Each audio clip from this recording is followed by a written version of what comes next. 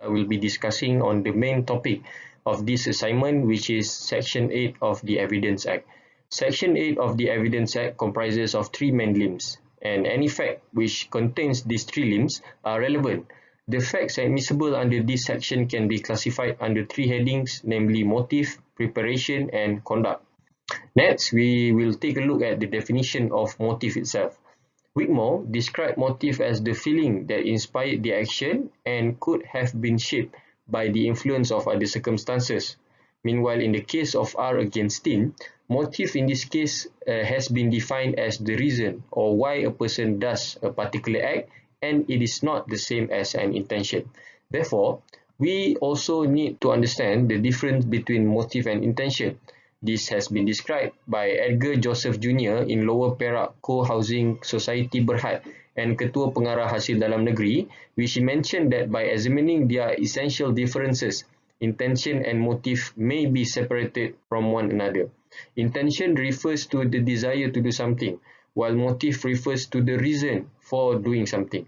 However, the absence of any motive does not weaken the guilt of the accused. In the case of Tan Hoi Hong against PP, the word intention and motive refers to how a man shaped his behavior with conscious thought in order to bring a specific event, and the intention refers to the man's desire for the event and the reason for which he pursues the chosen course of action to bring about the desired event. Finally, in the case of Muhammad bin Rahman against PP, the Court of Appeal held that motivation served as confirmation of the relevant facts, and when weighed against the evidence, would demonstrate that the accused had the necessary intention to murder. Motive is a lateral fact, and the evidence of motive is admissible. The evidence of motives assumes great significance when a case relies wholly on circumstantial evidence. However, the evidence of motive becomes irrelevant when there is a direct and clear evidence to prove the guilt of the accused. Next, with regard to the absence of motive, the motive is not an essential element to constitute the offense. Hence, the motive does not need to exist to prove the criminal acts, and the failure of the prosecution to provide evidence of the motive was not fatal to the prosecution case. The absence of any motive does not weaken the guilt of the deceased and does not cause the acquittal of the accused. Motive alone is not enough to establish the criminal offense. This is shown in the case of Dira Ram against Emperor. The court held that the evidence of motive alone is not enough to prove the crime was committed by the accused or that the accused was guilty of the offense. It must not be the hearsay evidence for the admissions of evidence of motive. In the case of current scenes against Binti, the court rejected this hearsay evidence of motive provided by the deceased son, who repeated his father's statement before he died. Besides, in the case of Inri Audra Rakata, Subhan Reddy, the court held that the Section 8 of the Evidence Act disallowed the hearsay evidence that constitute the motive to prove the facts. In Restriction A of the Evidence Act is shown in the case of Wong Bong Hin against BP. The court held that the evidence of previous instantial relationships of the accused with the deceased is admissible to show that the accused had the motive to kill the deceased, although it tenders to show bad characters. In our opinion, Section 8 of the Evidence Act prevails over Section 54. Section 54 cannot be used to prevent the evidence of motive from being tendered. In Restriction B of the Evidence Act is shown in the case of Rincon against BP. The court held that the evidence of financial difficulty was admissible to prove the motive of kidnapping.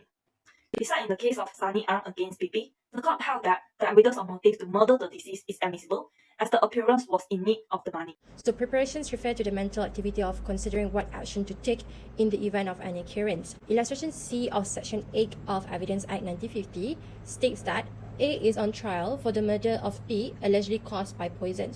So the fact that A purchased a poison similar to the one used to kill B before B dies is relevant to this discussion. And in this scenario, possessing poisons is not a crime.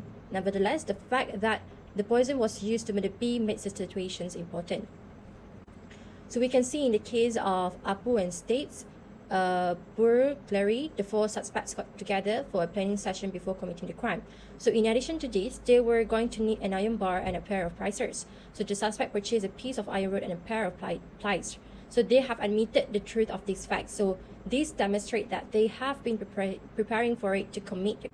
Next, I will be explaining on illustration D of Section 8 of Evidence Act 1950, which is whether a particular document constitutes A's will. So relevant are the facts that shortly before the date of the claim will, A inquired about topic to which the provisions of the alleged will pertained and consulted attorneys regarding the will and caused the drafting to other wills that he did not approve. So there is a preparations in this illustration. So other examples is we can see in the case of Teng and another public prosecutor.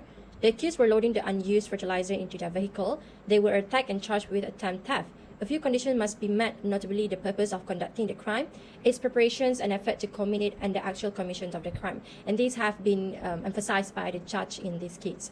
So in other case is that in Ravindran Anak Lelaki Kandasamy, in this case, several of the accused subsequent actions, including those that prompted the complaint to file a report with anti-corruption agency, were crucial for showing the accused's previous conduct. In this slide, I will present on the evidence of conduct.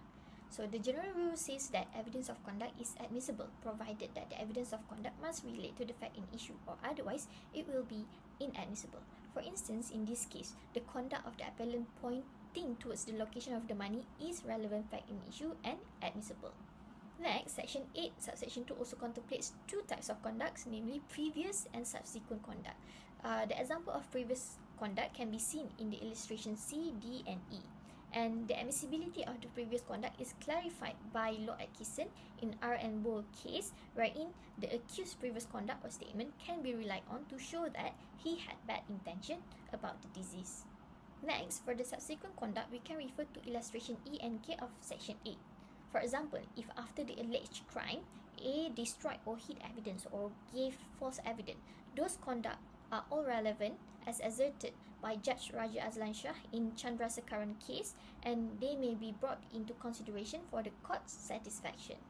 Next, in this slide, I will elaborate the relation of conduct and statement. So, an issue that arises is whether the making of statement establishes evidence of conduct. So, in order to draft deeper, we need to refer to the explanation under Section 8. So, the first explanation says that statements do not constitute conduct unless they are made in conjunction with and in explanation of the conduct itself.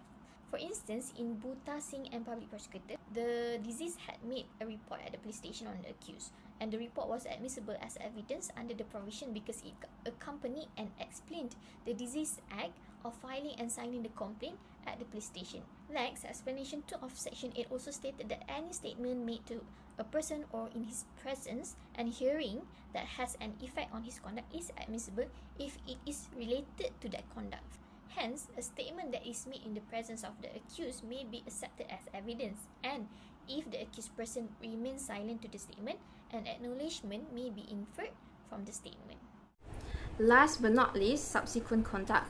There are 4 ways that constitute the evidence of subsequent conduct. Firstly, incriminate the accused by his behavior. For example, the act of pointing out, and the shock reaction by the accused when approached by the police, or maybe the accused resists the arrest violently and attempt to escape from the arrest, and the accused conduct when being confronted for an explanation, whether he getting nervous, cry, or frightened. Secondly, the accused lie deliberately, as in the case of Muhammad Abbas bin Danus Paksan and Public Prosecutor. And thirdly, suborn witnesses to give false evidence, as in the case of Public Prosecutor and Datuk Sri Anwar Ibrahim, where the accused asked Azizan to lie in his evidence with regard to the acts of sodomy. The fourth is complaint as conduct. The absence of complaint will make the victim's evidence less credible. This is because it is not usual for a human behavior not to make a complaint shortly after the occurrence of a crime. However, the court may take into consideration if there is good justification as to why the victim did not make a complaint. In the case of Public Prosecutor and Chong Siu Chin, the victim was in a constant fear and did not dare to make a complaint in the accused's presence. In conclusion, Section 8 falls within the relevancy concept governed under Evidence Act 1950 that relates with facts in issue and relevant facts. In our opinion, evidence under Section 8 could be construed as corroborative evidence that increase the weightage of other evidence as well, and it help to strengthen the prosecution case.